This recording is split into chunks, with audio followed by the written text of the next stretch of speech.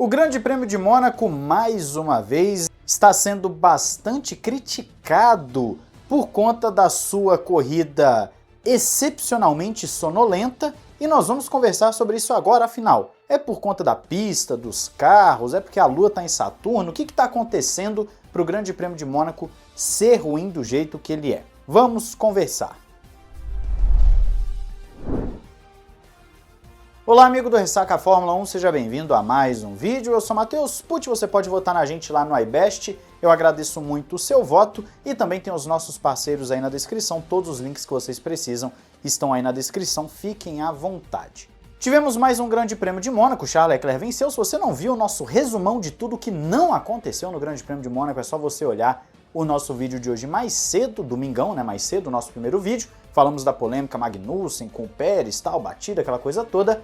Mas, claramente, vocês estão dizendo aí nas redes sociais que a corrida foi bem ruim, que a corrida não foi legal, não foi empolgante, você não teve ação, teve uma outra ultrapassagem ali, principalmente mais pro final do pelotão, os carros são gigantes, a pista é ruim, aquela coisa toda. Bom, primeiro ponto que nós temos que dizer é, o circuito de Mônaco passou por alterações ao longo dos anos, desde a sua estreia lá, na década de 50, se não me engano, até hoje. Você tem muita coisa diferente, só que não necessariamente era uma pista de fácil ultrapassagem. Os carros antigamente eram muito menores, freavam também muito mais cedo, eles não tinham esse freio absurdo que tem hoje em dia, então isso dá a possibilidade de ter mais ultrapassagens. Você que assiste Fórmula E, por exemplo, sabe bem disso. Quando eles correm ali em Mônaco, tem 100 ultrapassagens, e esse 100 não é exagero, realmente batem a casa das 100 ultrapassagens em Mônaco.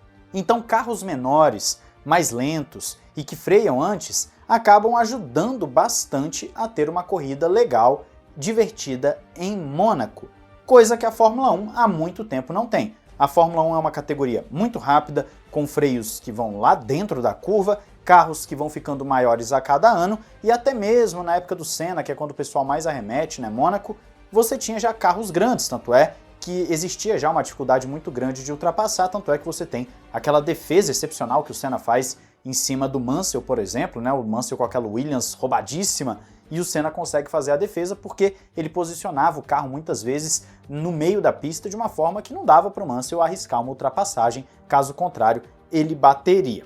Então, sim, o fator carro é primordial para uma boa corrida em Mônaco. Como citei, a Fórmula E é um exemplo e também a Fórmula 1 dos anos 60, 70, 50 também acaba sendo um exemplo interessante para a gente usar nessa brincadeira. Só que a pista também tem os seus particulares, vamos assim dizer, porque é uma pista muito estreita e você não tem muito o que fazer ali em Mônaco. Dá para alterar o layout um pouquinho para aqui, para ali e tal? Dá. Mas ainda assim não dá para fazer milagre por conta da geografia do local, por conta de como está disposta a pista. Você tem partes ali comerciais, residenciais, etc., que não dá para você simplesmente passar por cima dos prédios com a pista. Então fica muito complexo, muito difícil de mexer em Mônaco em termos de layout da pista. E aí fica então compreensível que você não tenha corridas tão empolgantes com esses carros gigantescos, pelo simples fato que não dá muito para fazer algo diferente. O fato de ser uma pista estreita, que tem várias curvinhas em que você passa raspando o guarda-rail, faz de Mônaco uma pista extremamente técnica. E eu acho que esse é o ponto legal, é por isso que eu assisto a corrida de Mônaco, é por isso que eu gosto de ver quali, de ver on-board e tal. Porque exige técnica, exige perícia, exige do piloto uma habilidade absurda.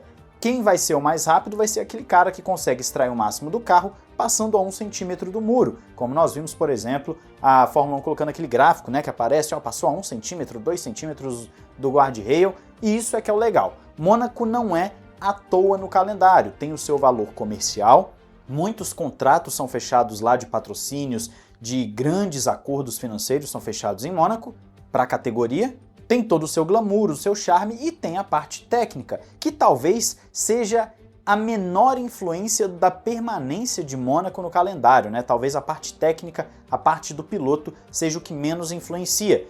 Mas é legal de ver, eu acredito que os pilotos gostam de correr ali, é uma pista desafiadora que exige que o cara permaneça perfeito por 70 e tantas voltas. Não dá para você cometer erro, porque se você comete erro, 99,9% de chance de você tocar no muro e acabar abandonando a corrida. Só que isso mexe também com a capacidade dos pilotos de explorarem outras partes da pista, partes para ultrapassar sem que você necessariamente bata. É o que o Ocon tentou fazer com o Gasly, que se fosse na geração passada de carros, né? Quando eu digo geração passada, eu tô falando da de 16 para trás, porque era uma geração menor, né? Se fosse naquela geração, ele tinha feito essa ultrapassagem, assim como o Schumacher, por exemplo, em 2010 vai lá e mete aquela ultrapassagem no hairpin, lindíssima inclusive, porque os carros eram menores, você tinha essa possibilidade. Então o piloto ele acaba tendo que explorar um pouco mais da pista para poder achar, para poder identificar pontos de ultrapassagem, só que obviamente à frente dele tem um piloto querendo defender a posição, e os caras sabem que com esses caminhões que eles pilotam hoje em dia, se você fica no meio da pista ninguém te passa, né? Você basicamente não tem como ser ameaçado, porque ninguém vai botar de lado e arriscar pegar no guarda-reio, já que as retas de Mônaco, na verdade não tem reta, né, em Mônaco, mas Mônaco não tem necessariamente um guarda-reio que segue uma linha reta, ele vai fazendo curvas, e por conta dessas curvas, num trecho você está com a pista estreita, no outro um pouquinho menos estreita, etc., fica muito difícil. Tem uma ultrapassagem, se não me falha a memória, do Bottas nessa corrida, em que ele pega ali um dos poucos pontos de ultrapassagem, coloca de lado um pouco antes do hairpin para poder ultrapassar o seu adversário. Mas é muito complexo e difícil mesmo, e acaba virando uma procissão, que é aí o que o pessoal reclama, né? A bandeira vermelha influenciou demais nessa corrida, porque a partir do momento em que todo mundo trocou os pneus, você não tinha mais por que parar nos boxes, todo mundo ficou extremamente lento, porque sim, o ritmo dos ponteiros era muito lento. Se você tem uma ideia, quando o Bottas parou nos boxes, que ele era o último colocado, ele começou a andar mais rápido que os ponteiros, porque os ponteiros estavam muito lentos para conservar o pneu até o final da corrida. E por ser então uma pista de difícil ultrapassagem, estreita, com carros muito largos, e sem grandes retas para você tentar alguma coisa, somente uma zona de DRS que não dá para necessariamente fazer uma ultrapassagem, Mônaco acabou sendo então um ponto quase que de procissão ao longo dos anos.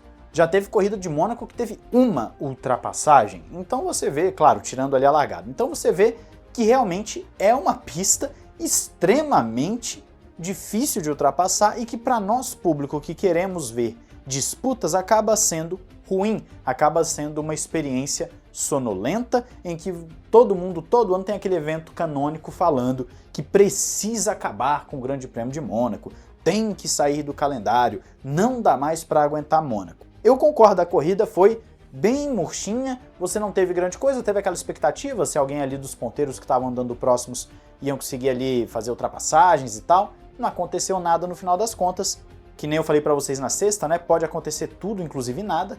E aí voltamos sempre à mesma discussão. Mônaco tem ou não que ficar no calendário? E essa é a pergunta que eu quero deixar para vocês ao final deste vídeo.